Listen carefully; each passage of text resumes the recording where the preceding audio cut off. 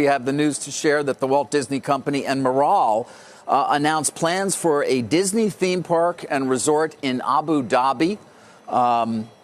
It would be the company's 7th theme park resort, and it will be, as you'd expect, of course, all things Disney, including a lot of new experience as well. So let's get to this news and let's find out exactly what's going on behind it. Joining me now is Disney CEO Bob Iger and Josh D'Amaro, the chairman of Disney Experiences. Both gentlemen, of course, are in Abu Dhabi. Guys, good to have you this morning, and congrats on the announcement. Bob, let me just start with you. Of course, why Abu Dhabi? Why now? Well, first of all, let's start with the region, then we'll focus on Abu Dhabi. This, in many respects, is the UAE is the crossroads of the world. About 500 million people that are income qualified, meaning they can afford to visit one of our parks, live within a 4-hour plane trip here. And about 120 million people will actually come through Dubai and Abu Dhabi this year. And it's estimated that 39 million people will visit Abu Dhabi by 2030. So when we say crossroads, we really mean it.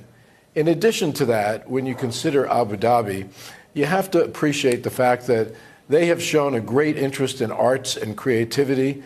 They build not only modern, but very, very high quality buildings. They've been very methodical about how they've planned their land. And most importantly, they love Disney. And we've also discovered that many people in this region love Disney. Josh and I have visited here now 3 times in a very brief period of time. And in all of our studies, we've been more than pleasantly surprised at the Disney affinity here. It's really quite something. So we're quite excited. This is the right place.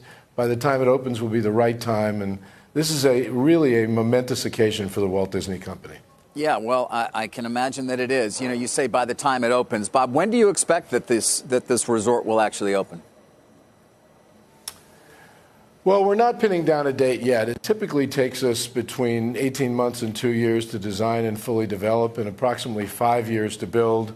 But we're not making any commitments right now. Obviously, we're all eager to get started. Actually, our Imagineers have already begun the process of design, and we've been in deep discussions with our partners at Miral, who I should also say have proven to be great partners already. Another reason that we're here is finding the right partners and being able to negotiate the right deal.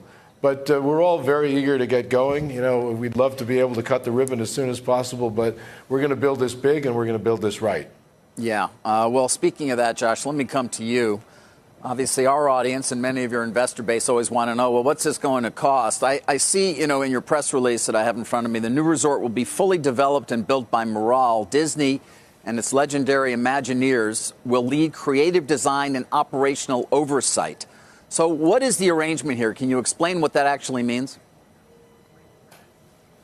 Yeah, I'll start, David, with the fact that, as Bob said, we were incredibly impressed with Miral when we came to visit Abu Dhabi. They're very sophisticated.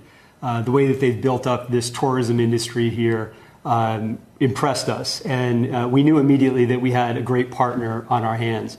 And as we started the negotiation, where we ended up was Disney will be responsible for all creative endeavors, all design, just like all of our experiences and parks around the world.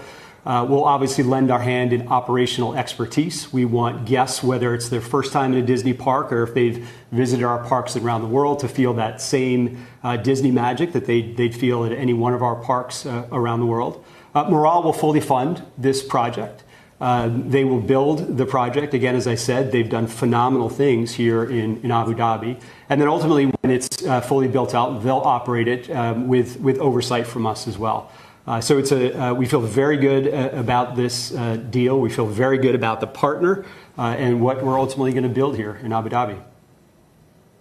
Yeah, Bob, you know, it is a different deal for Disney, isn't it? I mean, again, as Josh just said, you're not actually putting out any money. So, I mean, should we see it as a sort of a branding licensing deal where you have control to a certain extent? How do you kind of frame it at this point? And how is it different from the deals you've done or the other parks, obviously, around the world where oftentimes you used your own capital to build them? So this will be our 5th location outside the United States, and no two are the same in terms of the deal structure. The deals have all been tailored to the market, to the partners, to the available capital, and also timing-wise from a Disney perspective. So as you know, we announced some months ago a decision to turbocharge the business that Josh oversees. And by that we mean investing significant amount of capital across the world, really, but more importantly, we're going to invest roughly $30 billion in the United States to expand Orlando and California. And what this deal gives us the ability to do is to continue to invest the way we said we'd invest, particularly in the U.S., which will be obviously job accretive, while at the same time expanding our reach to a part of the world that we really have only reached superficially. We talk about Disney Affinity, but it's a long trip to get to one of those 6 other locations. And this will basically put a Disney theme park really right in the backyard, so to speak, of a whole new consumer base. But this deal made sense to us in part because the available capital, and it also allows us to continue to invest the way we talked about. And also we've structured in a way that, and Josh described it, that not only will we have total say really in the design and development, or design and creative rather, but we'll have considerable oversight as well. So it's slightly different than the other deals that we've done. Tokyo would be probably the closest, where the Oriole Land Company put up all of the capital for that. This is a slight variation of that. Okay. From an economic perspective, and I don't know to what extent you can detail it here or we'll have to in terms of in filings, but is it then going to be ultimately a percentage of revenues, of earnings? I mean, what can investors expect here beyond obviously spreading the Disney brand? But in terms of the actual numbers, Josh, how is that going to work? Can you give us any idea?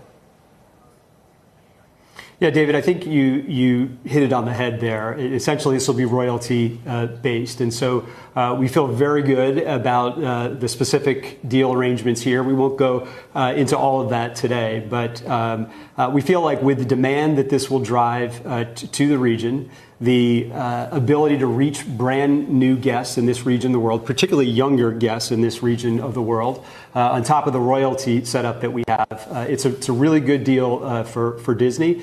And we won't go into any more detail than that now, but we feel good about the deal.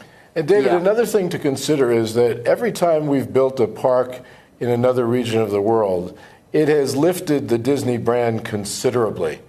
So we saw this in Paris years ago, and obviously in Japan, where our brand is one of the strongest brands in Japan to this day. We've seen it in Shanghai and the impact on the rest of China and in Hong Kong. This will have a very positive impact on the perception of the company, on the brand, and actually on many of our businesses in a region, again, where we haven't had a brand flag planted as significantly and as deeply as this one will be when it opens.